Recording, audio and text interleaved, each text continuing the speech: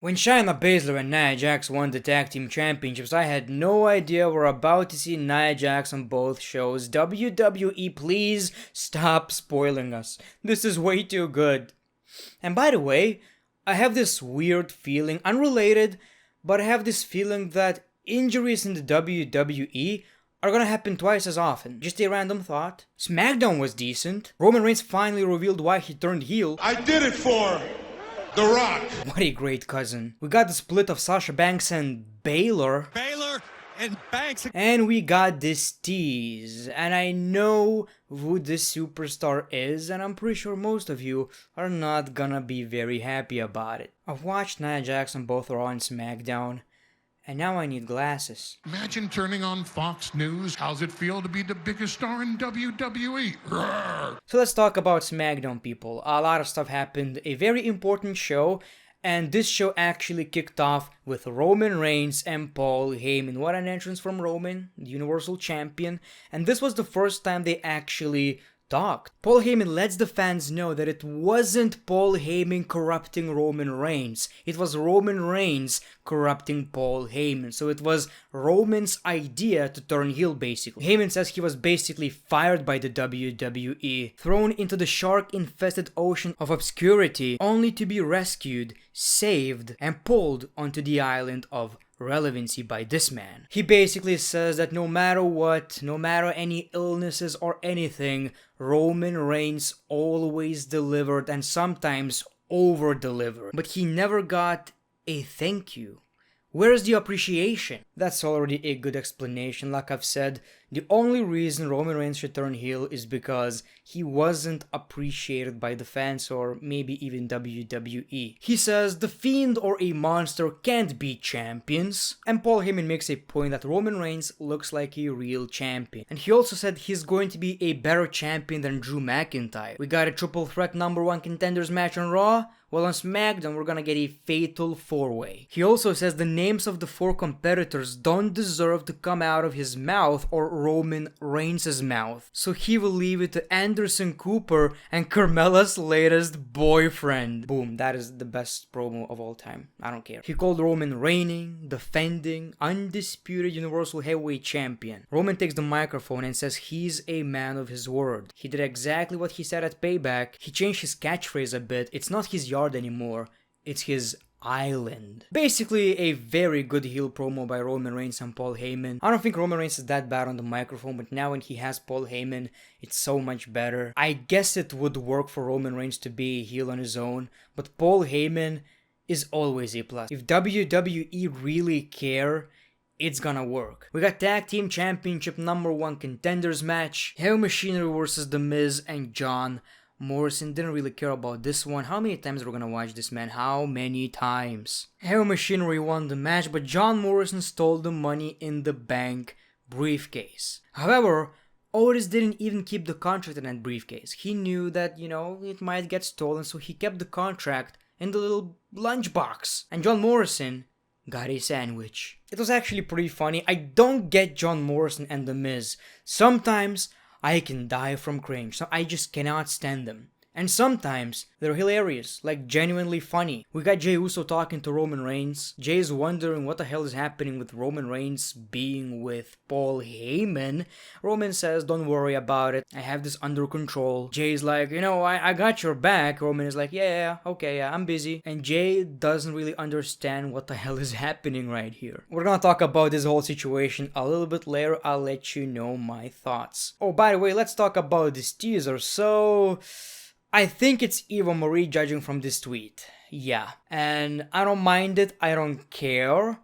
But I'm pretty sure most people are gonna be pissed. Xavier Woods was supposed to be on SmackDown. It's his birthday and he's coming back to host Talking Smack, so Big E had a cake. He went to meet Xavier Woods, but it was actually Sheamus who beaten the living crap out of Big E. We got a bro kick, we got a bunch of wrestling moves, and then he basically did a move on a car. So you can assume Big E is not gonna be in that match and it's gonna be a triple threat match. Well, not necessarily. It's still gonna be a fatal 4-way. Paul Heyman walks up to Pierce, and that's when he decided that Jey Uso should be in this match. So far, this whole situation is interesting. I'm gonna talk about it later, like I've said, but I don't really mind Jey Uso facing Roman Reigns. Obviously, it's a very predictable match. Might be the most predictable match in the WWE history. But it's good for character development, and I'm gonna talk about that just a little bit later. We got Raw, or I should say Women's Tag Team Championships. Obviously, Nia Jax, my favorite WWE wrestler of all time, and Shayna Baszler versus Bayley and Sasha Banks. So that was actually a better match than expected. I didn't really pay a lot of attention to it, but in the middle of it, I was like, okay, this is actually not that bad. I should probably watch. And as you can see, Nia Jax in a tag team is not that bad when you have Shayna Baszler doing most of the work. So it was alright, and the finish was actually pretty okay-ish. I mean, we got Nia Jax landing on both Sasha Banks and Bayley. By the way, during this match, Sasha injured her leg, and that's how they won the match. After the match, we got a bunch of doctors checking in on Sasha, and then Bayley, helped Sasha to get out of the ring, and then bam! I did not expect that at all. She beaten the living crap out of Sasha Banks. She focused on her leg. At one point, Sasha actually got out, but not for too long. We got a steel chair. We got this move where they put their head into the chair and then they land on it. Didn't look that impressive, but I mean that's pretty effective. So here you go, people. Bayley just turned heel. People keep asking me, why is this bottle so big? It's actually a normal-sized mini bottle, but I'm 1 foot tall. I think it was pretty great. I mean, some people expected Sasha Banks to turn heel or turn on Bayley. I didn't necessarily expect that because I knew Sasha is going to be a babyface in this, so it wouldn't really make a lot of sense for Sasha to turn on Bayley. She was being a great friend no matter what Bayley did, Bayley, but Bayley didn't appreciate that they lost the match and she turned heel with no regret. We didn't get a glimpse of regret, nothing. She was like, okay, I hate this bitch, basically. And I mean, I don't really think we're gonna get that match at Night of Champions. I think we're gonna save it for Survivor Series. At Night of Champions, I don't even think Sasha Banks is gonna be cleared. I believe we're gonna get Bayley facing someone else, and Sasha is gonna return at the pay-per-view. I believe it would make sense for Sasha to take some time off. We got Sami Zayn making an entrance, but he was announced as Sami Zayn. They didn't mention the Intercontinental Champion. And then he asked if they had a graphic saying Intercontinental Champion. Of course they didn't because it was not in the notes. So Sami Zayn is angry. We got Jeff Hardy. And Jeff Hardy's like, dude, I can give you a title shot for the championship. Sami Zayn says, it's not how it works. I'm the champion. We got AJ Styles. We got this big brawl. And I'm actually interested in this. I don't think Jeff Hardy and Sami Zayn are necessarily perfect choices. But I guess it's going to be a triple threat match somehow. AJ's going to put himself in this match.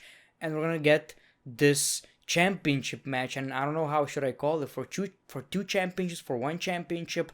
I don't necessarily understand, but Sami Zayn just keeps getting better and better at this. And we got the number one contenders match, fatal 4-way, Matt Riddle versus Sheamus versus King Corbin versus Jey Uso. I do have a bit of a problem with the contestants. I don't think it's realistic. Sheamus, okay, I guess, he's a multi-time WWE champion. You can always put Sheamus in these.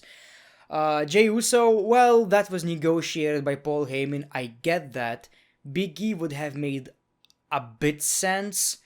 King Corbin, I don't think so. Matt Riddle, I don't think so. I guess the problem is none of these superstars feel relevant enough. And of course, Jey Uso won the match, which is a very big victory, the biggest of his career perhaps. I mean, the guy just became the number one contender for the WWE Championship, and the only way people looked at him was he to win a tag team competitor. And now he's facing Roman freaking Reigns at the pay-per-view for the main SmackDown Championship. That is huge. I'm actually excited. I think it's very predictable. It doesn't necessarily make a lot of sense for him to be the number one contender.